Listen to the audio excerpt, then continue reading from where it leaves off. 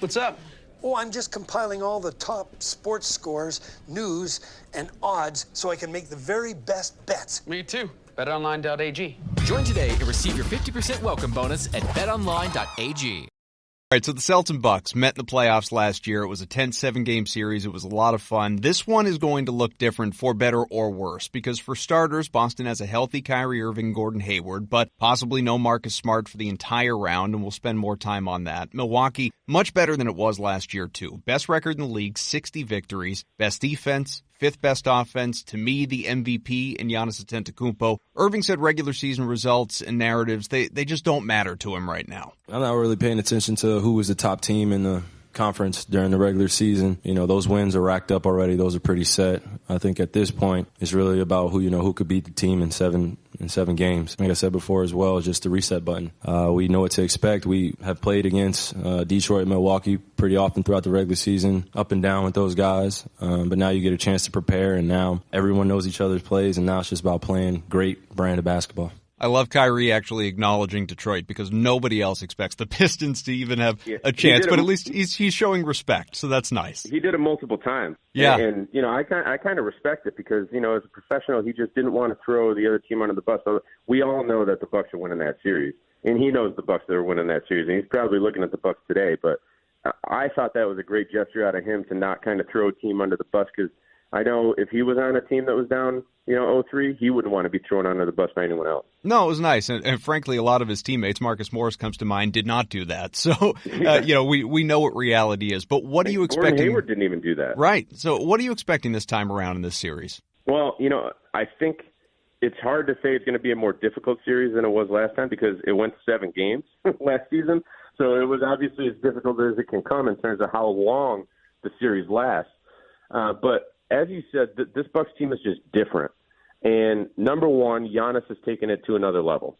And the system that's around him now is just operating at such a high level. And the fact that Brook Lopez is shooting threes from 35 feet on catch and shoot as a center, as a 7-foot center, really opens things up for them. Mm-hmm. And a big success, a big key to the success last postseason was that the Celtics they sagged off and they kind of took away the lane from Giannis Antetokounmpo, and they didn't have a guy like Brook Lopez who was spacing the floor.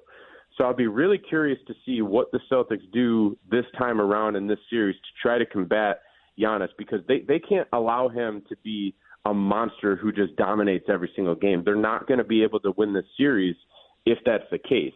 I mean, maybe they can if all of the other guys don't show up, but we've got an entire season's worth of evidence saying that they are going to show up. And Eric Bledsoe's playing at a different level than he was last season. Chris Middleton is Chris Middleton. And then you've got all those shooters that are spacing around Giannis. It's kind of like the old days with Shaq and Dwight Howard. I mean, you put great shooters around them, and you turn the team into a super dangerous team. So I just think that the Bucks are at a different place in terms of what their system is, in terms of how Giannis Antetokounmpo and what level he's playing at. And then we talked about confidence with the Celtics. The Bucks have been there all season. Right. This isn't a new thing for them. They've been confident in saying that they're the best team in the league all season, and they've got the best player in the league on their team all season. So I think that confidence is going to make a difference this season just in and of itself. Then you talk about home court. That's the last thing. The Celtics are going to have to try to steal some games on the road during this series to be able to win it. And that's another reason why you look back at that Pacers series. And, it was great to play against a team that didn't have a great crowd, that didn't have a great takeover superstar, and be able to beat that team on the road because now mentally and at least subconsciously, the Celtics will be able to think that they can be successful on the road because they have been, even though they didn't have to battle through a crazy – I mean, the crowds in Indy weren't very good, but they won on the road.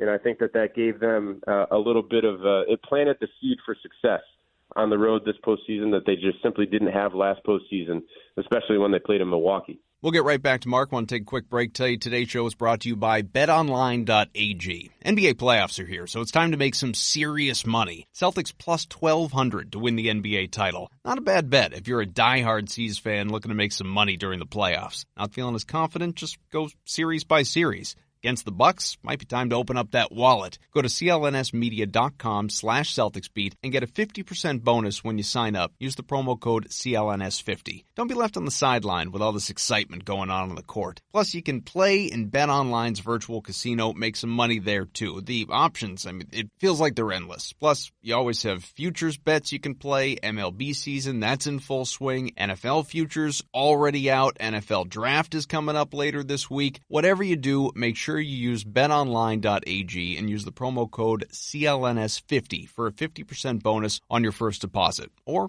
just go to clnsmedia.com/CelticsBeat. All right, let's get back to the show. A lot of the things you just highlighted are reasons that people listening can say, all right, well, Bucks should and maybe will win this series. What would it take to upset the Bucks for the Celtics? Boil it down to a couple factors. Well, number one, Kyrie Irving's got to be great. Like, the Celtics aren't going to win the series if Kyrie Irving isn't great. And that's a hefty task because he's going to be playing against one of the best defensive point guards in the league in Eric Bledsoe. He's been a pit bull since the day he came into the league when he was back on the Clippers. That's what everyone knew him for. They didn't know him as a scorer. They knew him as a defender. So Kyrie is going to have to take it to another level and be able to take it to Eric Bledsoe and kind of lead the Celtics throughout this series. But I would say if I had to point to a few different things, number one, it's Kyrie Irving playing at a high level.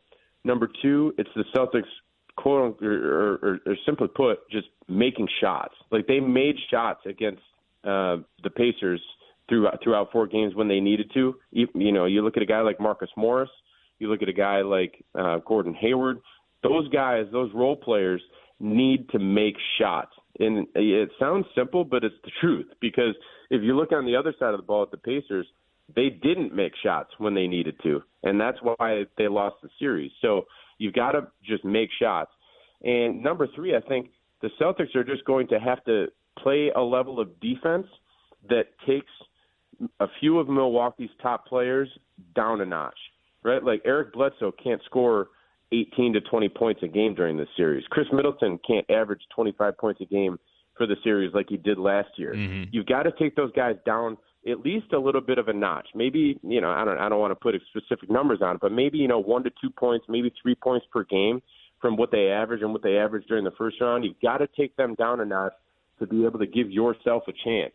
So, that's what I would stick it to, is those 3 things. And Kyrie Irving's got to play great. Boston's role players need to make shots. And then number 3, you've just got to play defense at a high level that takes their top players down a notch from what they displayed throughout the season. Well, with that last point, too, and I think it's a good one, as long as you are able, and it's a big ask with some of the names that you rattled off, but if you can take those guys down by 2-3 points below their season averages, you can allow Giannis to be Giannis and not worry about having to, quote-unquote, contain him, because he's still going to get his. We've seen it in every single matchup, and we saw it in the series last year. But you don't have to worry as much about him going off and being the guy if you're taking the guys around him out. But we know that... I agree with that. Yeah. So no, I was just going to say I agree with that, and that's why... It's so simple, but I really do think the series might come down to making shots. And the people who are on the Boston Celtics around Kyrie Irving have a better track record of making shots than the guys who are around Giannis Antetokounmpo. Like, Bledsoe shot the ball great this year, but he's not a great scorer. Ersan Ilyasova, like Brook Lopez, like all of these guys haven't necessarily done it in the postseason. We've seen the guys around Kyrie Irving do it in the postseason. So it'll be interesting to see if that trend continues where the Celtics do it and the Bucks don't.